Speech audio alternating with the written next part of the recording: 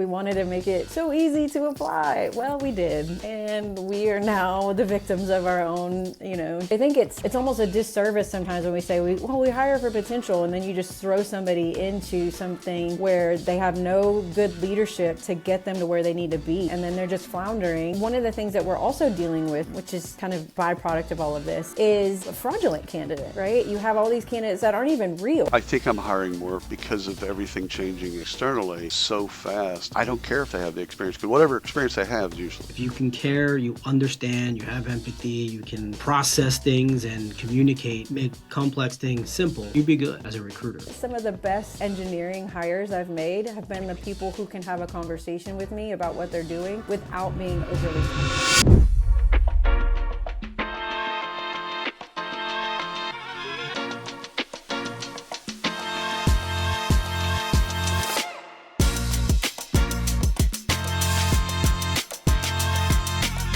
It's William Tincup and Ryan Leary, and you are listening, hopefully watching, the You Should Know podcast. Ryan, how are you doing? Fantastic. How are you? I'm doing well. Is that a Wheaties shirt? I can't quite see the whole thing. It is. That's fantastic. I haven't had Wheaties in 20 years. I wish it had Bruce Jenner on it, but that'd be way too controversial for some folks. Had a great weekend. Good day. All is well. We have a great guest today. We do. It's going to be a fun conversation. It is going to be a fun conversation. Empty nester. Yeah. A little bit jealous. Not yet. No, she's done. Oh, already? I thought it was coming. Oh, no, baby. No. No. That's a different story. 20 to 27, all of them are out. I think y'all had 3 or 2. So I have 2. Michael has 4. We have 0 together because 6 is enough. Yeah. Plenty. It's plenty. We got a big old table full. So, and now they're starting to have like spouses and significant others. So our family, it's a big family. Babies. You're gonna have grandbabies. You're gonna be close. A grandmother. We're very close. Oh my, that's crazy. Crazy. Beth works I'm seeing a Christmas tree. Yeah, and it's only November. Look, in this day, like in this era that we are all in. Who doesn't need just like a little bit of extra serotonin? Just like a little bit of extra just like a little happy to get you through your day. I could kind of use some right now. I don't normally put it up this early. Usually it's post Thanksgiving, but I kind of went, you know what, this year? Let's do it. I think I need it. And you didn't have kids to help you. Oh my God. I just did it on my own. That's actually insane. My daughter did come over and help me because she's local to Birmingham. Okay. And you know what's funny? My daughter's in recruiting. I don't think I told you that, William. I don't know if you knew that. Yeah, she works for the corporate office of Express Oil Change. Really? Yeah. Okay. Recruiting them hood techs. Oh yeah, she lives close. Mm-hmm. She's in downtown Birmingham. Oh yeah. She works in Hoover. I know both places really well. Downtown Birmingham had a place that were for years, it just had boiled peanuts. Yeah, the Peanut Depot. Yeah. God. And I didn't grow up with boiled peanuts. So it is an unusual experience, your first boiled peanut. I'm not a fan myself. I liked their dried peanuts, though. I'm not a fan. They were good. But you can't tell them that. You can't tell anybody in Alabama that boiled peanuts are ass. You just can't. They won't. The same as Mississippi, because my wife grew up in Hattiesburg. Same thing. She loves boiled peanuts. I'm like, first time I tasted one, I spit it out. Y'all seen like those Instagram videos with dogs? I just like put it in my mouth. The fuck is, like, I don't need that in my mouth. What are you doing? Wait, where's a peanut? They're so mushy, and then like not in a good way. Not in like, oh, this is kind of like peanut butter. It's not like peanut butter. It's just gross. I can't support this. No, I just can't support this. I so Beth works for a company, Dexco, and we've had several friends, Chris Dunn and Dawn Burke. Dawn Burke have both been there. They were more on the HR side, right? Mm-hmm. Yeah. Yeah. And you came up. Was Dawn with you, or was Dawn there? When Dawn was my team lead before she left. Yeah, right. So I reported directly to her for several years. I loved working with Dawn. She's great. Yeah. Good human being. Oh, the best. Yeah. So just fun all around. That's cool. So we have a topic today, right? right? We do have a topic. Do you know what is our that topic is? I have no You idea know, what that topic you is. asked me that. You asked me that on another episode, One job. and I didn't know the topic, Yeah, yeah. and I had to think about it. So I have it here in front of me, so I As don't you should. forget it. Yeah, yeah. Beth, he asked me this. He catches me up. Not that I shouldn't know what we're talking about, but that's what. So we're talking about talent and skills. We're talking about why finding the right talent fit is harder than we actually think it is, and then AI in hiring. So what's actually useful versus what is not. And I'm pretty sure, Beth, you're going to have a lot of opinions on this. 100%. Just a few. I got Just a lot of just- opinions about a lot of things. How much time do we have? Exactly. We got 7 minutes. Can you make it happen? Yeah, It's a lot you can do in 7 minutes. that's right. Yeah. Yeah. All right. So let's kick off. So let's talk about AI in hiring first. I'm just gonna executive order. We're gonna go there. What are you seeing? What are you seeing in hiring in your world? Where is AI kind of creeping its way in for you? Yeah, so it's kind of everywhere, right? So it's from the applicant flow because everybody's using AI to apply. So we have created this monster. We wanted to make it so easy to apply. Well, we did. And we are now the victims of our own, Maybe choosing. we should make it harder to apply. Exactly. Can we close that door? So we've opened that door. We've made it super easy to apply, and so now all the bots are applying. So we have it from that aspect, and then you have the sourcing AI, which we've started, utilizing some of that with one of our tools that we use. We use Gem, and so there's sourcing and using AI to do that and identify good talent.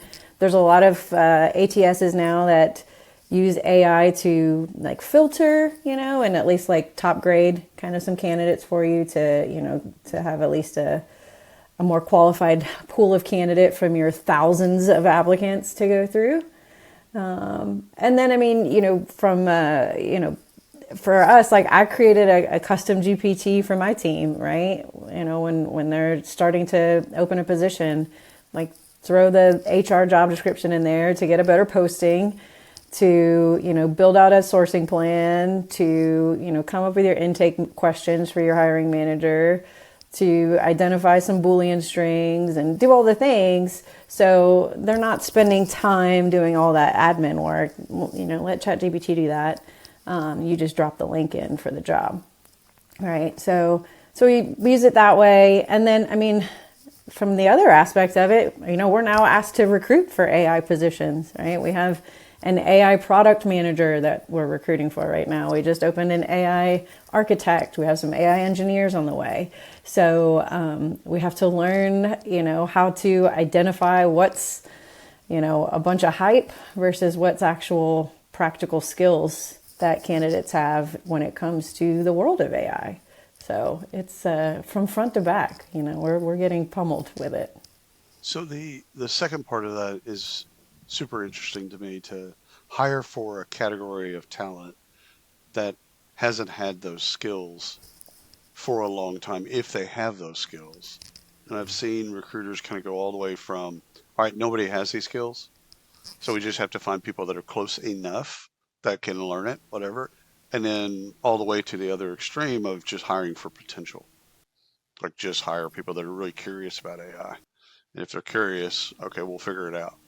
But no one has 10 years of AI. Well, No, we're just looking very for few hey, have you released a product? Have you released Yeah. a feature that is an AI feature? Let's talk about it. How did it work? One of the most interesting questions I like asking when I'm talking to candidates is what didn't work? What went crazy when what aspect of the AI, did not behave at all like you thought it was going to when you were testing it out.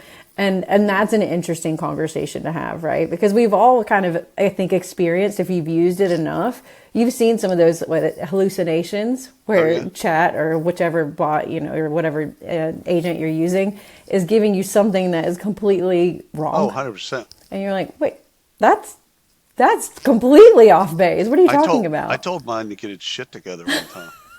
And what's funny is it has ownership. Oh, yeah? It's No. you're absolutely right. That's wrong.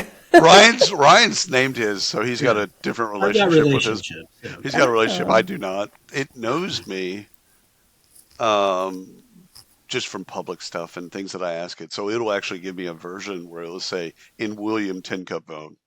So it knows me well enough for that. But at one time, at one day, one prompt, I kept prompting it, kept prompting it, kept prompting it. Results were shit. Result were shit. And then finally, I'm like, hey, seriously, you need to fucking focus and get your shit together. I'm trying to do some work here. yeah, And of course, it was like, you know what? You're right. My bad. yeah, It's my fault. Let me do this again. Just let's start with from the top. And once we did that, it was fine. yeah. It's just So, I mean, I appreciate the ownership and the accountability, but you have to know, like, it's going to be wrong sometimes, and 100%. so there's some of those conversations, which I think somebody who's done it enough should know how to answer that question and should have multiple examples of, oh, Right, let me tell you about this one time. right, right. They don't need to fake through. They don't need to fake that. No, yeah, They've taken a product or a feature to market. They've had some of that somewhere in the process. exactly.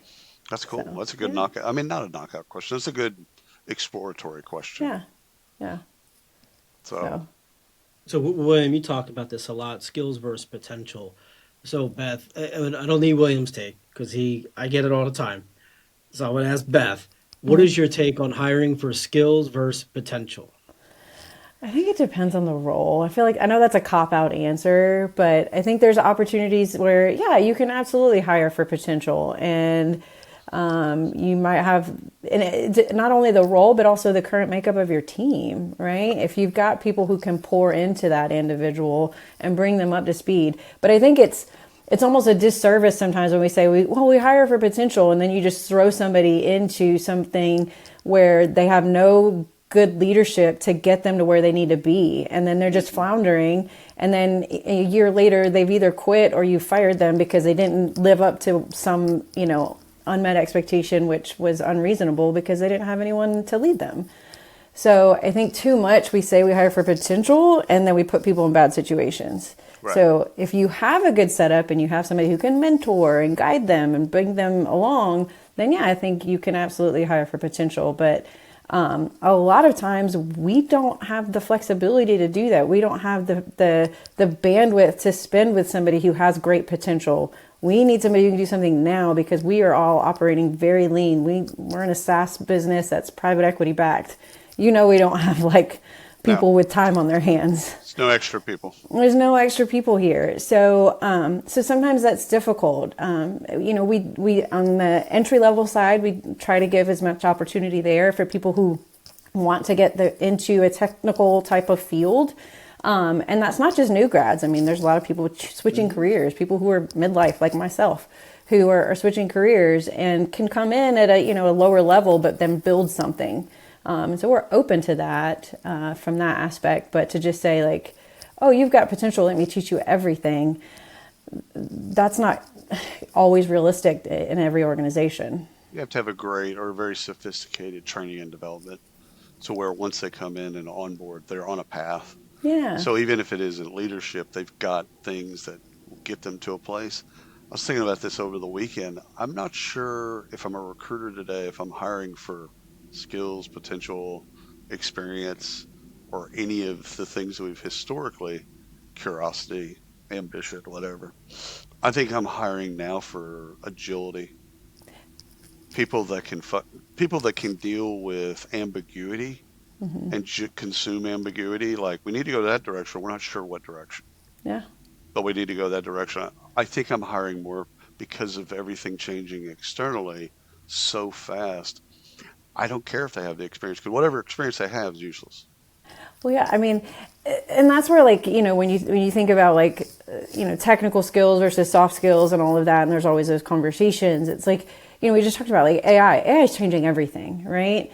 And, the soft skills or, the skills that are really applicable are like you mentioned, adaptability, grit, determination, because resilience, because the world is changing so fast that those technical skills are going to be out of date in a year. Yeah, And if you can't continue to push yourself and see through like the hard times, the changes, the, total pivot on a dime, then you're not going to be successful in this kind of, new world with AI and everything. Quick follow-up, Brian. Does that apply to recruiters as well? I mean, we're talking about candidates, but does that apply to the skill set or whatever? If you're hiring a new recruiter, do you hire them based on what they've done? Do you hire them on their experience? Like, are you hiring a recruiter the way that you hired a recruiter pre-COVID? Are you asking me or Beth? I'm going to ask Beth first, but I do want your Okay, take. so me. Not necessarily, no, right? Because those are one of the things, even, I hired a recruiter at the beginning of this year, and he's somebody who has shown a ton of resilience. He's been through layoffs. He's worked with tech companies that have blown up and grown, 1,000% overnight, and then had to do massive cuts, right? And I think those are like, going through that is tough. One, I don't recommend it for anybody. It's not a fun time to be in, but it teaches you a lot. And I think, having the resilience to see yourself through that and to look for something that is different, shows, that it shows maturity to me. Yeah, I'm with Beth on this one. I think higher, and I've always thought this, but I think more today than it was 15 years ago. We're hiring a recruiter coming from, maybe looking for skills or a background where empathy is really key, bedside manner is really key, how you talk to people and understand. You don't have to have been a recruiter to be good at a recruiter. I've never came from the camp that you need to be an engineer or have engineering experience to recruit top level engineers, maybe to talk shop with them. But my job as a recruiter was never to actually talk shop with an engineer. My job was to get interest from that engineer to have a conversation with the expert, which is the hiring manager, about that career. I'm just a middleman. And I think and I've said this before, William, but and Beth, I don't know what your thoughts are on this. I think often recruiters have to be the expert in their minds, right? They have to be the expert. And so as they're talking to a technical candidate or an engineer or anybody, they feel like they have to have written the book and have the conversation and almost prove that I'm as good as you. And I'm really vetting you. I'm never vetting a top level developer. I'm never vetting an engineer or lawyer, anybody. And I would often play stupid and say, look, I don't know about this job. I was asked to reach out to you to see if you'd be interested in having a conversation. I'm a connector. That's all I needed to do, and then move it to the next step. Probably a little different today because we have tools in place that will vet them along the way before they get to the hiring manager. But that's how I've always thought about it. If you can care, you understand, you have empathy, you can process things and communicate, make complex things simple, you'd be good as a recruiter. And what's interesting is, to me, like, you shouldn't spend the time becoming an expert. You should spend the time connecting with people, right? It takes a lot of time to be an expert in any, given area. And no candidate expects that, or at least most of the candidates I've been doing this a long time. I don't think any of the candidates I've come across have expected me to be able to, deep dive some code with them, right? Like, we're not doing that here. No. But and to the me, sooner you raise as soon as you raise that and go, I'm not an expert in what you do. exactly. That eases the conversation, generally speaking. It Oh, eases for that, sure. like, the tension. Like, I'm not going to have a JavaScript discussion with you because I don't even know how to spell it. Well, and to me, some of the best engineering hires I've made have been the people who can have a conversation with me about what they're doing without being overly technical. Right. Because that tells me they're going to be able to work with my product managers. They're going to be able to work with my customer service folks when they have an issue that they need to escalate. So to me, like, if you can, tell me enough where I can, discern whether or not it's worthwhile to move you forward, that's great. Like, that's as deep as I need to get with you. Right. So let's go back to candidates for just a second. Well, you've got AI war that's happening above us. Yeah. Candidates are using AI. We're using AI. Everybody's using AI. Great. Um, the thing for me is, okay, at the end of the day, AI has been used by both candidates and employers to get to a certain point. What is the point for you of humanization? Like, where does the human, and Okay. I'm assuming where, meaning that there is a point of humanization, That's right? hopeful. Let's hope That's so. that's that, but that's an assumption because there's a Yeah. lot of There folks need to out be. there that do. There's people hell, the three of us know some of the same people that are like, you don't need to talk to candidates. It's ridiculous. It's just like you can just go, hell, there's a company Ryan and I know really well in Canada, but it's retail. So it's Yeah. high hourly, Mhm. and the entire process goes from sourced to show up With without AI. a human being on both sides. It's funny because in this world we get hit up by vendors all the time, right? And I've had a lot of folks reach out to me, and I'm like, that's never going to be, or at least not while I'm here. If it is, then I'm going to probably leave. But that's just never going to be our process at Daxco because, again, we're not retail. We're not doing like Right, holiday hiring, that sort of right, thing. I can kind of see where you can make the case for it in that type of right. volume. That's not how we operate. And to me, the human element is the most important aspect of it, right? Because, and one of the things that we're also dealing with, which is kind of a byproduct of all of this, is fraudulent candidates, right? You have all these candidates that aren't even real. I mean, some of them are, just perpetuating to be somebody else. Some of them are truly like bad actors from like North Korea trying to Yeah, like hack our yeah, systems, yeah. right? But guess what? Their resumes on paper look spectacular, Oh right? yeah, So No, if of you're course it only is. using AI to vet these people, how are you going to know that you're not hiring this, person who doesn't even exist really? Yeah. So to me, like, and the human element is a big part of how we catch those folks because we get a lot of them, especially for our technical roles. right. So we have some front end tools that we can run them through, but then, anytime we have an open technical role, we're doing this, right? We're having video screens with them. There's no more like phone screens for recruiters when it comes to tech roles. We're laying eyes on people because I need to see, are you reading? Are you looking off to this? Sure. Like, is there anything else that's off? Because if you're presenting with a bunch of red flags, I'm not pushing you through. I'm not wasting my manager's times with that. So at what point do we let her know that we're not actually here?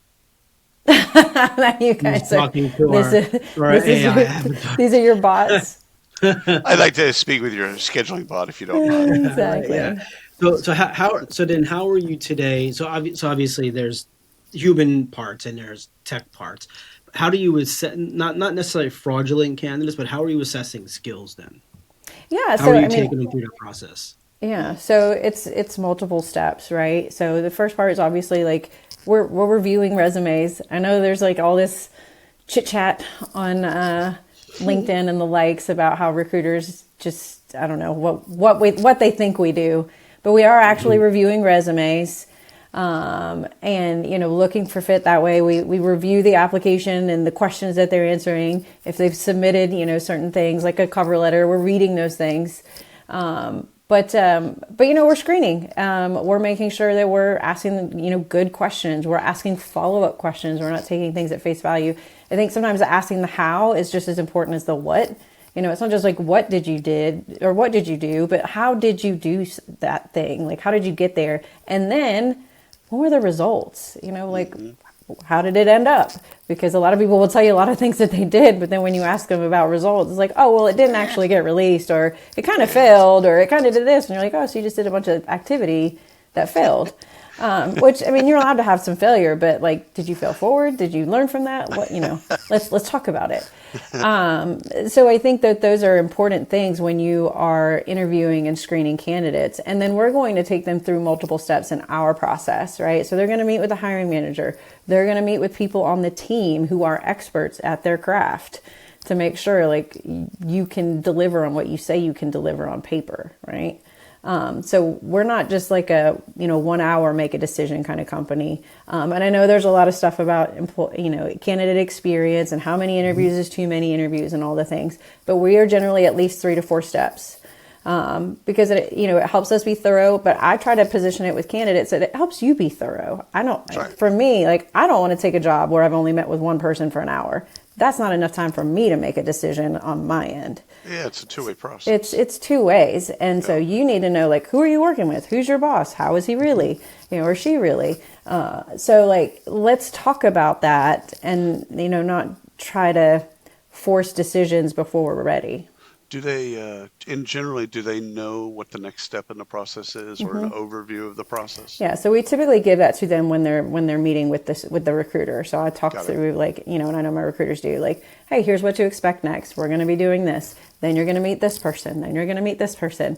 And when we send interview confirmations, we're sending names and titles or links to their LinkedIn profile. So I can look up, who am I going to meet with, and what are they like, how long have they been there? I can kind of deep dive, do my research as a candidate.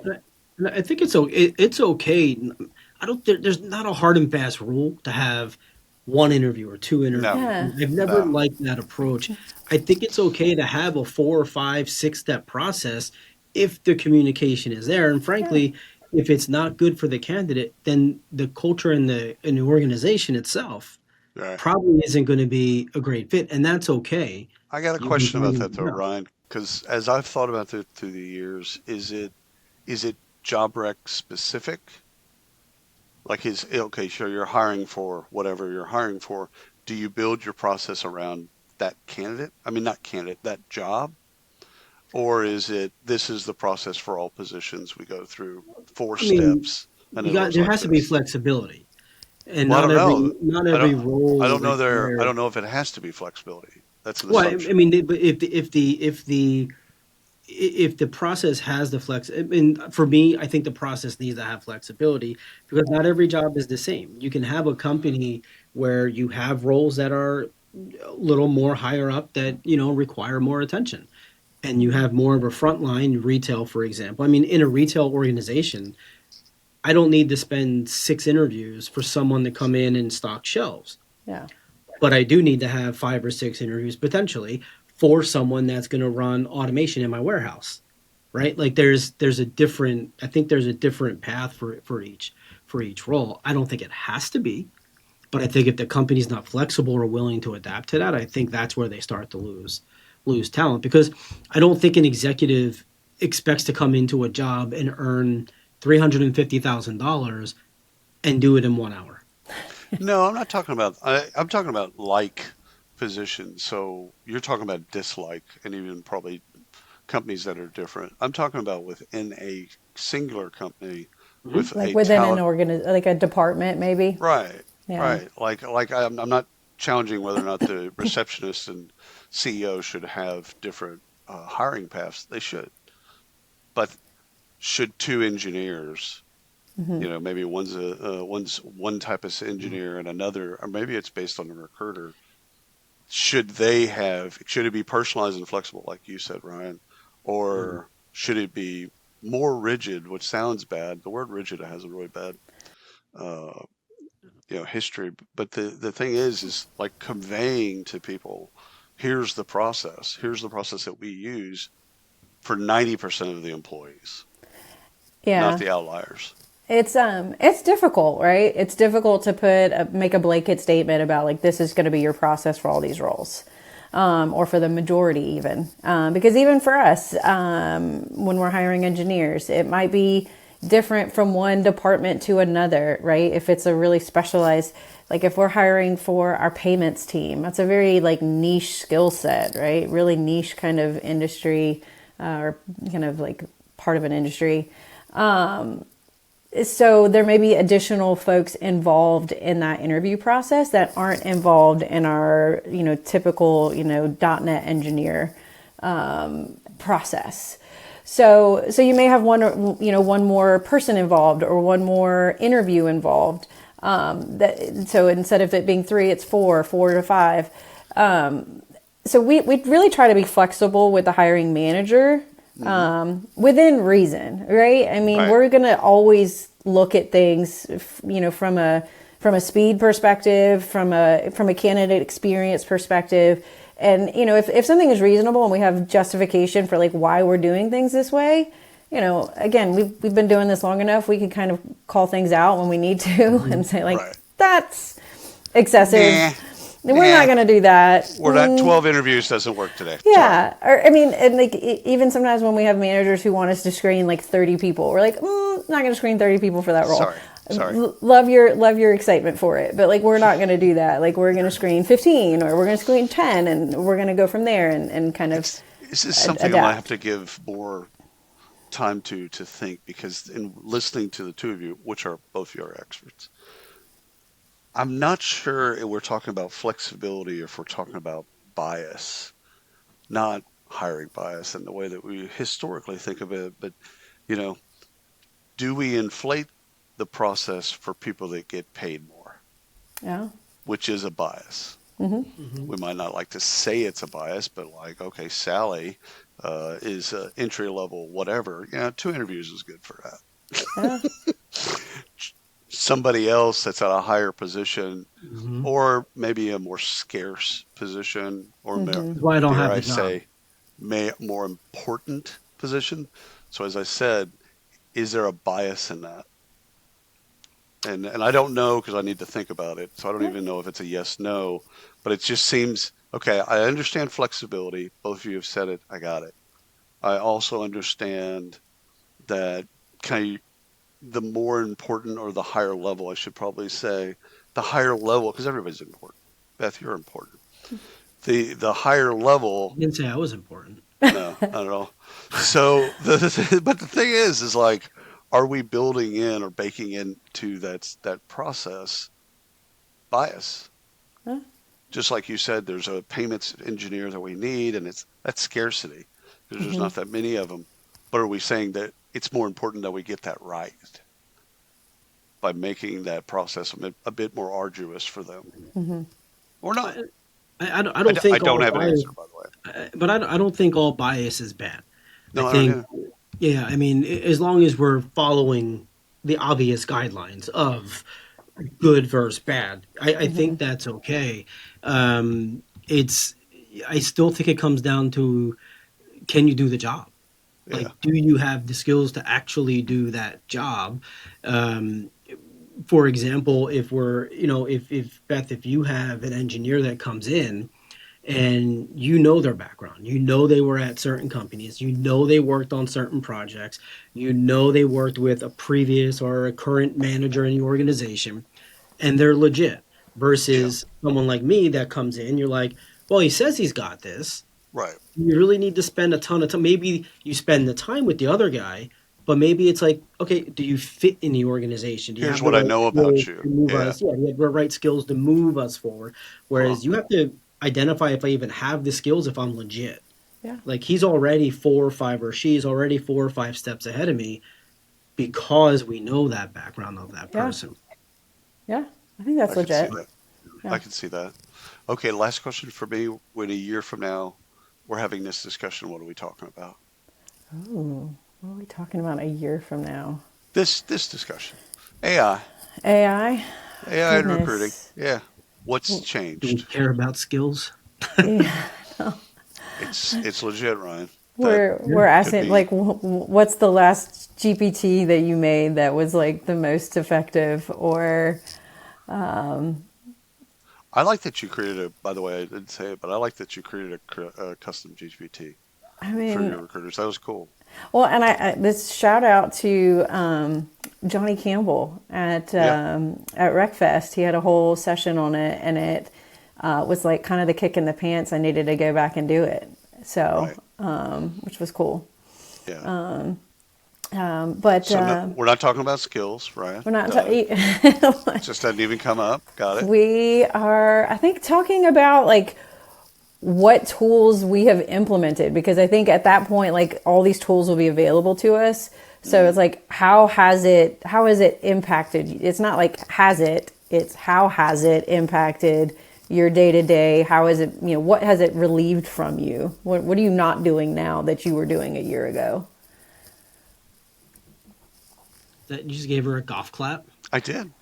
Wow, Beth. He doesn't give anyone golf claps. That's like That was a good top answer. level. Like you did really well on that. That was a good answer. I think for me, if I were answering the same question, this is rhetorical, of course.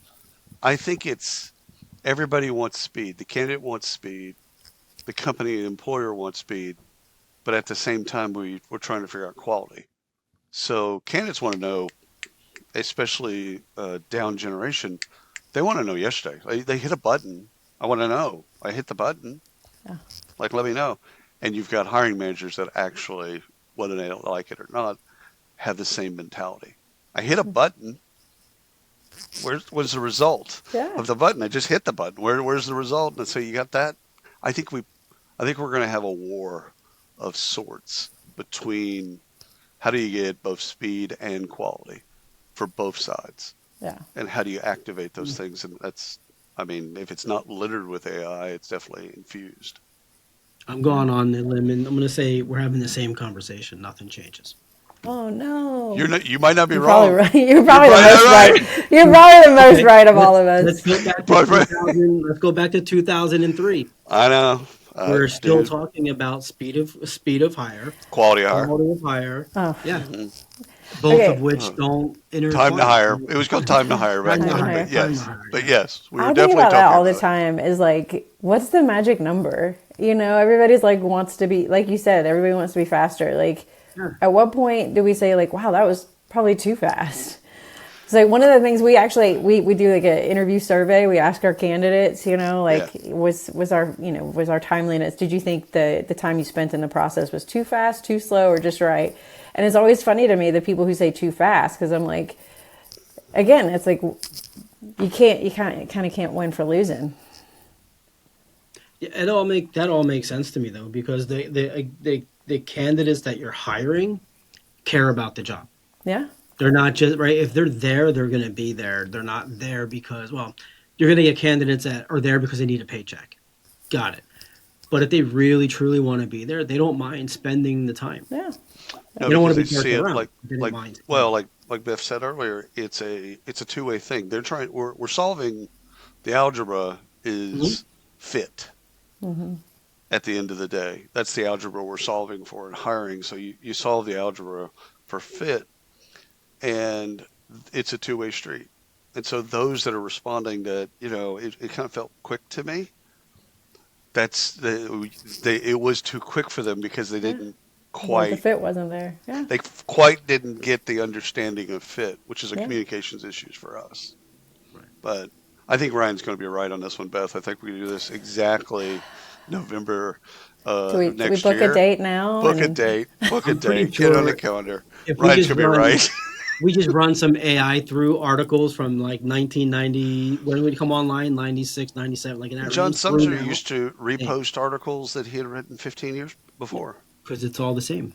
Well, you're not wrong, because I actually had this conversation with my recruiters who went to RecFest and were like, hearing all this stuff about AI, and one of them is newer in the recruiting field, and she was like, is it like, are her jobs going to go away? I said, they've been talking about this since, the advent of the internet, and, having online applications and ATSs was going to make us redundant back then. And, scheduling tools were going to make us redundant. Everything, video interviewing was going to make us redundant. Like, we just have to adapt. And if you don't adapt, then you might get left behind. But if you can learn to adapt, like we talked about, like, you have a job. There's things to be done. This has been wonderful. It has. Do you have anything else? I was saying this has been fantastic. I love the Christmas tree. We're going to get ours up like December 23rd. We'll be good. My first neighbor put up their Christmas lights, and I drove by it last night. I'm like, half my neighborhood has up lights already. What? Yes. We put the Christmas lights up, but that's only because we got like a 65-degree day, and now we're in the 30s. And every year I say, we're going to do this before it gets cold. Yeah, that's every year we don't. This is the first year we have. Year? I haven't turned them on yet. Actually, No. we put the girls put them up, and We're half of them were broken. we're having opposite weather. Normally November's ish, but it's 75 degrees Yeah, outside. it's really warm. Yeah. I saw lizards yesterday. So in Texas, when you see lizards, that's not winter because lizards don't come out in winter. Well, in So, Philly, like- when you see lizards, you run. It's- Yeah. I love Thank you lizards. so much. Thank you Thank guys you. so We much for having me. appreciate it. This was so fun. Absolutely.